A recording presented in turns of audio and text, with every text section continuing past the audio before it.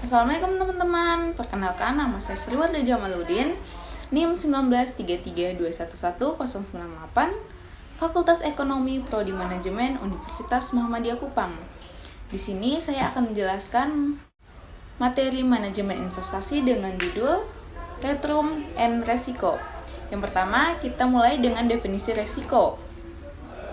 Resiko adalah bahaya, akibat, atau konsekuensi yang dapat terjadi akibat suatu proses yang sedang berlangsung atau kejadian yang akan datang. Dalam bidang asuransi, resiko dapat diartikan sebagai suatu keadaan ketidakpastian, di mana jika terjadi sesuatu keadaan yang tidak dikehendaki dapat menimbulkan suatu kerugian. Dan prinsip tersebut tidak hanya berlaku untuk kehidupan personal, tapi dalam kehidupan usaha, kita harus berhadapan dengan risiko, baik itu risiko finansial maupun manajerial. Ada dua tipe risiko. Yang pertama, risiko finansial. Risiko finansial yang berkaitan dengan kegagalan usaha untuk merealisasikan rencana finansial yang telah ditentukan. Resiko manajerial berkaitan dengan kegagalan pemimpin perusahaan dalam mengelola perusahaannya yang pada akhirnya diukur dengan kegagalan finansial.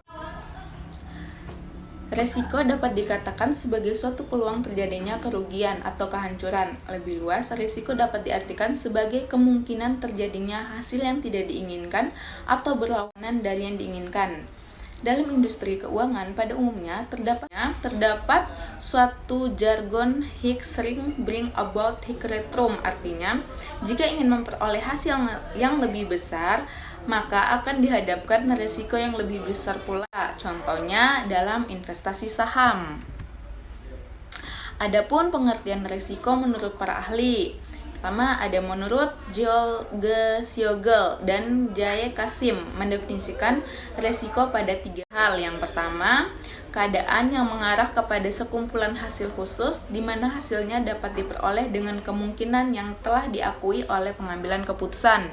Yang kedua, variasi dalam keuntungan penjualan atau variabel keuangan lainnya.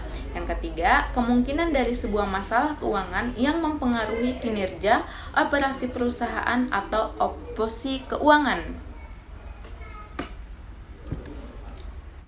Jadi, secara umum, resiko dapat ditangkap sebagai bentuk keadaan ketidakpastian tentang suatu keadaan yang akan terjadi nantinya dengan keputusan yang diambil berdasarkan suatu pertimbangan.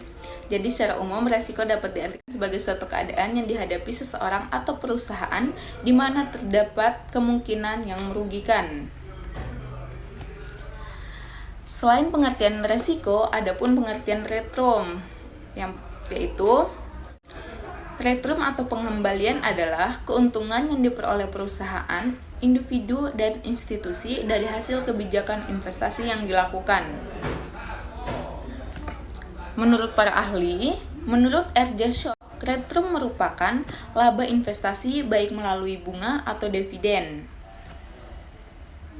Adapun beberapa pengertian return di antara lain adalah sebagai berikut. Yang pertama ada return on equity, yang kedua return of capital, ketiga return on investment, yang keempat return on invested capital, yang kelima return realisasi, yang keenam return on network, yang ketujuh return on sales, yang kedelapan return ekspektasi, yang kesembilan total return, yang kesepuluh return realisasi portofolio, dan yang kesebelas return ekspektasi portofolio. Selain definisi antara return dan resiko, adapun hubungan karakteristik return dan resiko. Hubungan karakteristik return dan resiko adalah kondisi yang dialami perusahaan, institusi, dan individu dalam keputusan investasi, yaitu baik kerugian maupun keuntungan dalam suatu periode akuntansi. Hubungan antara resiko dengan tingkat pengembalian adalah satu, bersifat linear atau searah. Yang kedua, semakin tinggi tingkat pengembalian maka semakin tinggi pula resiko. Yang ketiga, semakin besar aset yang kita tempatkan dalam keputusan investasi maka semakin besar pula resiko yang timbul dari investasi tersebut. Tipe risiko. Terdapat beberapa jenis tipe risiko. Yang pertama, pure risk atau risiko murni. Risiko murni dikelompokkan menjadi 3 tipe. Yang pertama ada risiko aset fisik. Risiko yang dapat berakibat timbulnya kerugian pada aset fisik suatu perusahaan atau organisasi. Contohnya itu seperti kebakaran, banjir, gempa, tsunami, gunung meletus, dan lain-lain. Yang kedua, risiko karyawan. Risiko yang disebabkan karena apa yang dialami oleh karyawan yang bekerja di suatu perusahaan atau organisasi. Contohnya kecelakaan kerja yang menyebabkan tergantungnya aktivitas perusahaan. 4. Risiko legal. Risiko dalam bidang kontrak yang mengecewakan atau kontrak tidak berjalan sesuatu dengan rencana. Contoh, perselisihan dengan perusahaan lain sehingga adanya persoalan seperti pergantian kerugian. Yang kedua, spekulatif risk atau risiko spekulatif adalah suatu ketidakpastian akan terjadinya untung atau rugi. Risiko ini dapat dikelompokkan menjadi 4 tipe. Yang pertama, risiko pasar. Risiko yang terjadi dari pergerakan harga pasar. Contoh, harga saham mengalami penurunan sehingga menimbulkan kerugian.